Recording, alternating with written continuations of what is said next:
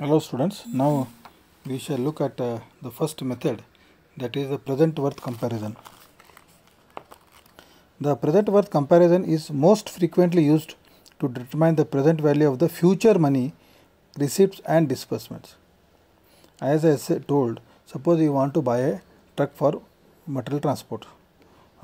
So that I pay some amount, say 20 lakhs for the truck now. And it is going to get me some revenue every year, say 3 lakhs, 4 lakh rupees revenue every year for another 15 years. Okay, and after that there will be some scrappage value what I will get after when I scrap salvage value when I scrap the equipment.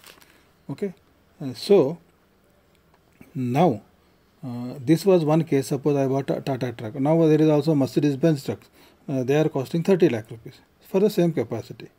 Okay, so the 30 lakhs I am spending now, and then the future I will receive some 5 lakh rupees every year for say 15 years. Now when I have to compare like this, because I know that what is the cost of the equipment today or the machine today, and how much I am going to earn annually for the useful life of the equipment or the machine. Okay, so over a period of time, then by using this present worth I am going to compare the various alternatives. Okay, it would help us to determine the present worth of all income producing property. Okay, if the future income and costs are known, they can use a suitable interest rates to calculate the present worth of the property. So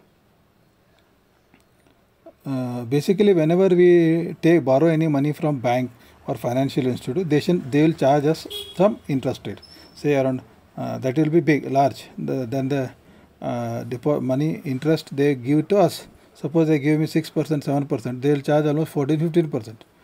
Okay, that is how they manage the banks and financial corporations. So we have to see that whatever investment we are going to make, we should get more returns. It cannot be 14%, it should be more than that, then only it is viable.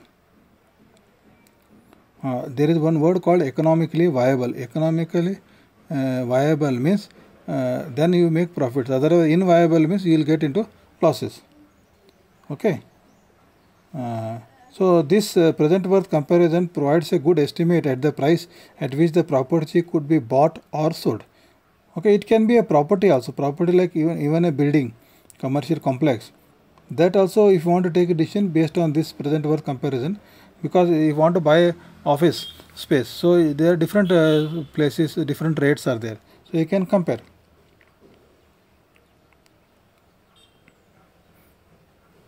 The present worth analysis, careful consideration must be given for the time period covered by the analysis. Okay, so the time period will be there. As I said, any equipment, it will have a useful life, and you have to consider the useful life time period. Usually the task to be accomplished has a time period associated with it. In that case, the consequence of each alternative must be considered for this period of the time, which is usually called the analysis period, or sometimes the planning horizon. So as I told, now suppose transport vehicles, the life is 15 years. Equipment cost maybe, equipment life may be 15 years. But if you are running it for 3 shifts, then you can take it as 10 years also. So based on the useful life, you are going to make the calculations.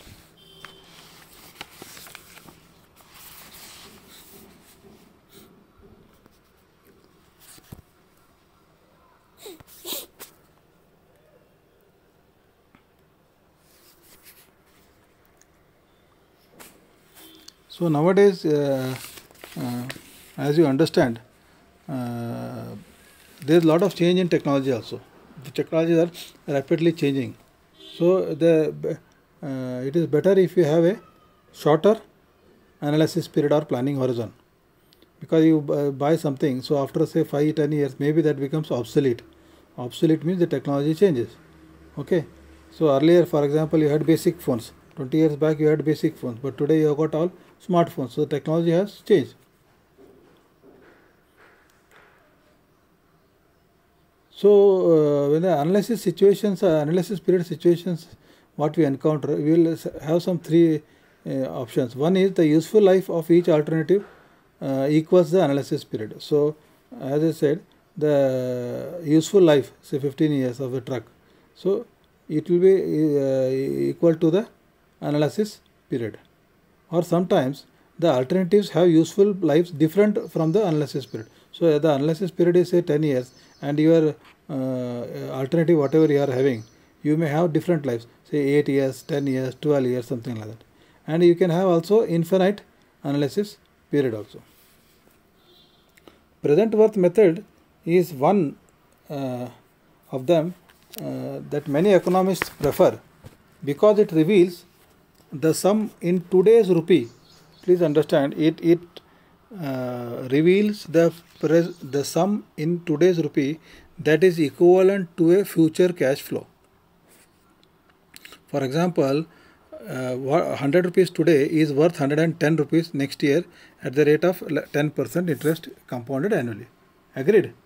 Okay, this is the means the 110 rupees what I am going to get next year after 1 year is equivalent to 100 rupees today. So this is the present worth. So in this method, the comparisons, the cash flow of the alternatives will be reduced to all the cash flows. See, suppose you, for example, take again a truck. All the cash flows. Now we buy a truck. So that is the first investment what we make, and every year we will spend some money on maintenance. So these are all outflows, and the inflows will be the revenue what I get every year. Okay, over the useful life analysis period of the truck, say 15 years. And lastly, that is the inflows.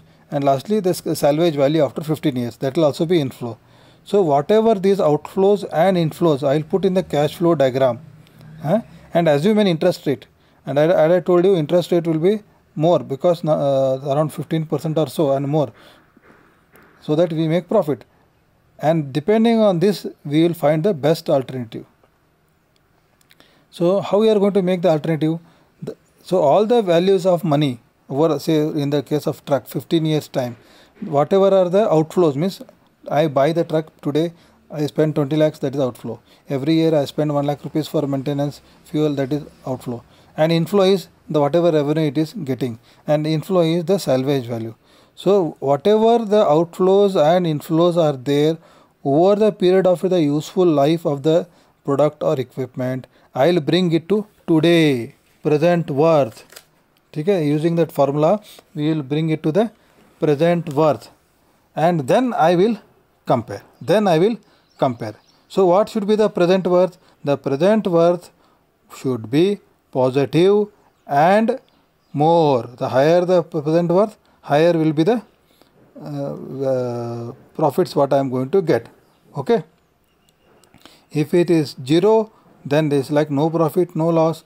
And if it is less than 0, means it is loss company. We are not going to invest in that project. For that particular interest, please understand, we have to consider the interest rate also, very important. And when you are comparing all the projects A, B, C, whatever you are comparing, you have to compare at the same interest rate, so that you can find out the present value.